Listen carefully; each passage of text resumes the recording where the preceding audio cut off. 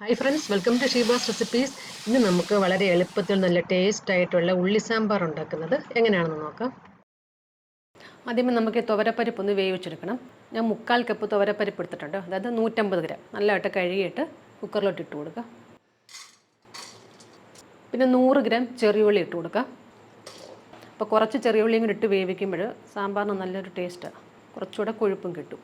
വലിയൊരു തക്കാളി, 3/4 ടീസ്പൂൺ മഞ്ഞൾപ്പൊടി. ഇനി ഇതിലോട്ട് കുറച്ച് വെള്ളം ഒഴിച്ചു കൊടുക്കാം. ഞാൻ ഇതിലോട്ട് 3 കപ്പ് വെള്ളം ഒഴിച്ചു കൊടുത്തിട്ടുണ്ട്. ഇനി ഇത് വേവിച്ചെടുക്കണം. മീഡിയം ഫ്ലെയിമിൽ ഒരു 4 വിസിൽ വരുന്നിടം വരെ ഒന്ന് വേവിക്കാം. പരിപ്പൊക്കെ അത്യാവശ്യം നല്ലതായിട്ട് തന്നെ വേവണം. ഇപ്പോൾ ഈ പരിപ്പൊക്കെ ഇവിടെ വെന്തിട്ടുണ്ട്. ഈ ഒരു രീതിയിൽ ഒന്ന് ഇളക്കി കൊടുക്കാം.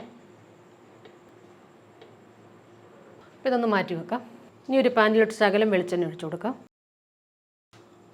ഒരു 3 ടേബിൾ സ്പൂണൊക്കെ. വെളിച്ചെണ്ണ ഒന്ന് ചൂടാകുമ്പോഴേ ചെറിയ ഉള്ളി ഇട്ട് കൊടുക്കാം. അത് 200 ഗ്രാം ചെറിയ ഉള്ളി. അത് കട്ട് ചെയ്യുകയൊന്നും വേണ്ട, അങ്ങനെ മുഴുവനായിട്ട് തന്നെ ഇടാം. മൊത്തം 300 ഗ്രാം ചെറിയ ഉള്ളി എടുത്തേക്കുന്നത്. 100 ഗ്രാം നമ്മൾ പരിപ്പിൻ്റെ കൂടെ വേവിച്ചു. ഒന്ന് വഴറ്റാം മീഡിയം ഫ്ലെയിമിൽ. ഉള്ളി ഒരുപാട് വഴറ്റുക വേണ്ട. ഇതിപ്പോൾ 1 മിനിറ്റ് ആയിട്ടുണ്ട്. ഇനി ഇതിലോട്ട് 5 പച്ചമുളക് കട്ട് ചെയ്തതും വലിയൊരു തക്കാളി കട്ട് ചെയ്തതും ഇട്ട് കൊടുക്കാം. ഇതും കൂടെ ചേർത്ത് ഒന്ന് ഇളക്കി കൊടുക്കാം. ഒരു 3 മിനിറ്റ് നേരമൊക്കെ ഒന്ന് വഴറ്റാം. തക്കാളി ചെറുതായിട്ടൊക്കെ ഒന്ന് വാടി വന്നാൽ മതി. ഇതിപ്പോൾ ഒരു 3 മിനിറ്റൊക്കെ ആയിട്ടുണ്ട്. ഇനി ഇതിലോട്ട് കുറച്ച് വെള്ളം ഒഴിച്ചു കൊടുക്കാം, ചെറിയ ചൂടുവെള്ളം. ഏകദേശം ഒരു 2 കപ്പോളം ഒഴിച്ചിട്ടുണ്ട്. 3/4 ടീസ്പൂൺ ഉപ്പും കൂടി ഇട്ട് കൊടുക്കാം. ഇനി ഒന്ന് അടച്ചു വെച്ച് വേവിക്കാം. ഇതിപ്പോൾ ഉള്ളി ഒരു പകുതി വെന്തിട്ടുണ്ട്. ഈ സമയത്ത് ഇതിലോട്ട് 2 ടേബിൾ സ്പൂൺ മല്ലിപ്പൊടി ചേർത്ത് കൊടുക്കാം. ചൂടാക്കിയ മല്ലിപ്പൊടി ഇത്, ചെറുതായിട്ടൊന്ന് ചൂടാക്കിയിട്ടേ ഉള്ളൂ. അതുപോലെ 1 ടേബിൾ സ്പൂൺ മുളക് പൊടി, ഇതും ചൂടാക്കിയതാണ്. നിങ്ങളിങ്ങനെ ചെറുതായിട്ട് ചൂടാക്കി ഇടുന്നതിന് പകരം ഉള്ളിയും പച്ചമുളകൊക്കെ വഴറ്റിയ സമയത്ത് അതിലോട്ട് ഡയറക്റ്റായിട്ട് ഇട്ടിട്ട് ജസ്റ്റ് 1 മിനിറ്റ് നേരം ഒന്ന് ഇളക്കിയാലും മതി. അപ്പം പച്ചമണം ഒന്ന് പോകും. ജസ്റ്റ് പച്ചമണം ഒന്ന് പോകുകയാകാവും, ഒരുപാടങ്ങ് മൂപ്പിക്കരുത്.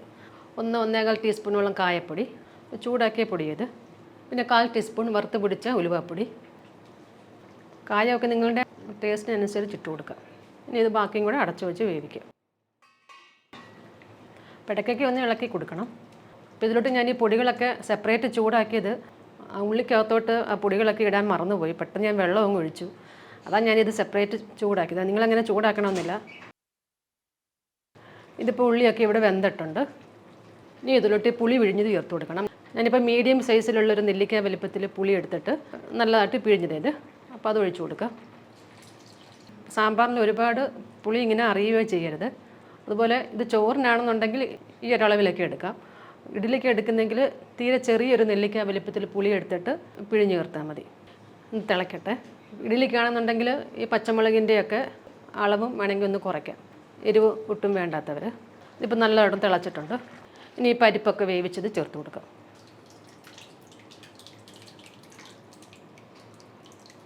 ഒന്ന് ഇളക്കി കൊടുക്കാം. ഇളക്കിയിട്ട് പോരാത്ത ഉപ്പും കൂടെ ചേർത്ത് കൊടുക്കണം. അപ്പോൾ ഈ സാമ്പാറിൻ്റെ കൊഴുപ്പനുസരിച്ച് വെള്ളം ചേർത്ത് കൊടുക്കണം. ഇതിപ്പോൾ കുറച്ച് കട്ടിയായിട്ടുണ്ട്. ശകലം കൂടെ ചൂടുവെള്ളം ഒഴിച്ചു കൊടുക്കാം. ഇത് ഇരുന്ന് കുറുകും. അപ്പോൾ പോരാത്ത ഉപ്പും കൂടെ ചേർക്കാം. സമയത്ത് ഇതിലോട്ട് കുറച്ച് കറിവേപ്പില ഇട്ട് കൊടുക്കാം. മീഡിയം ഫ്ലെയിമിൽ 4 മിനിറ്റ് നേരം ഒന്ന് തിളക്കട്ടെ. ഇപ്പോൾ ഏകദേശം 4 മിനിറ്റൊക്കെ ആയിട്ടുണ്ട്. ഇനി ഇതിലോട്ട് 1/2 ടീസ്പൂൺ ശർക്കര പൊടിച്ചത് ചേർത്ത് കൊടുക്കാം, അല്ലെങ്കിൽ ശർക്കര ചീകി എടുത്താലും മതി. പിന്നെ കുറച്ച് മല്ലിയില അരിഞ്ഞത്. ഇപ്പോൾ ശർക്കരയൊക്കെ ചേർത്ത് നല്ലൊരു തിളച്ചിട്ടുണ്ട്. നമുക്കിത് മാറ്റി വെക്കാം. ഇതിലോട്ടൊന്ന് കടുക് വറുത്തൊഴിക്കാം.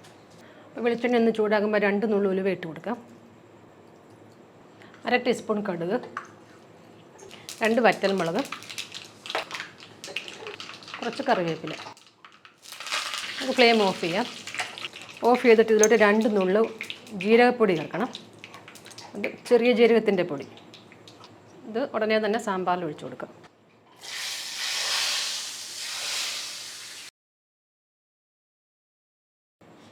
അപ്പോൾ ആറുമ്പോൾ കുറച്ചും കൂടെ ഒന്ന് കട്ട് ചെയ്തിട്ടുണ്ട്. ഒരുപാടങ്ങ് കുറുകിയെടുക്കണ്ട, ഈ ഒരു രീതിയിലൊക്കെ എടുക്കാം.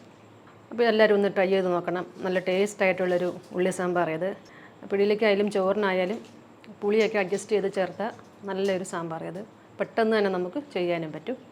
അപ്പോൾ വീഡിയോ ഇഷ്ടമായെങ്കിൽ ലൈക്ക് ചെയ്യാനും ഷെയർ ചെയ്യാനൊന്നും മറക്കരുത്. അപ്പോൾ നിങ്ങളുടെ കമൻസും ഒക്കെ അറിയിക്കണേ. Thank you.